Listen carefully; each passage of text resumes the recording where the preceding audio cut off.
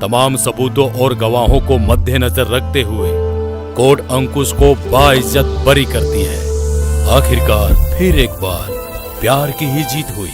साल भर कैसे बिना तुहरा बीतल, आखिर ये सोना मोहब्बत ही जीतल।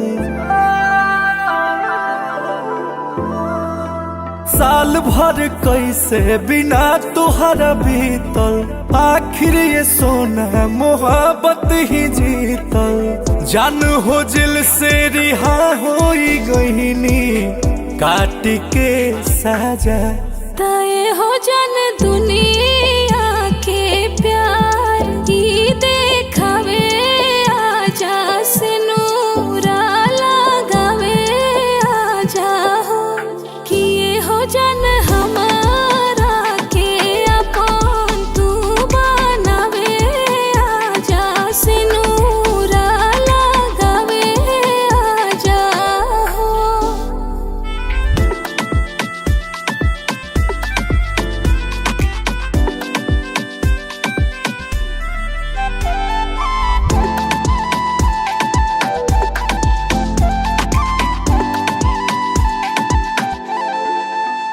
का फसाना भइल संगे गाना भइल, जब से मुजरिमी तोहरो दीवाना भइल। जान छोड़ा वो बात अब नहीं खे साहत, देह सूखा पड़ल बाट खो जाता साथ।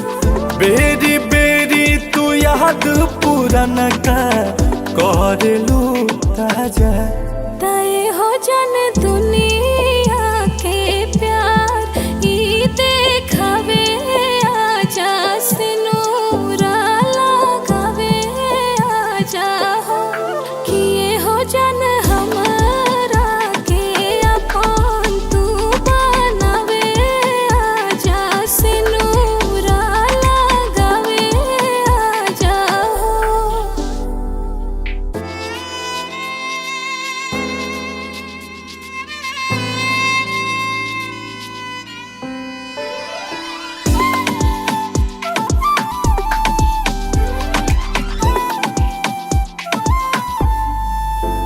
बड़ी तड़पाता हो बड़ी तरसाता हो, दोनों अखिया बिना तोहरा बरसाता हो। नहीं मानेला मन धन करा मिलन, अंकुश आइबो ना ताज मर जाइब हम। तोहरा बिना जान जी नहीं पई है, बोस आ राजा तय हो जान दुनिया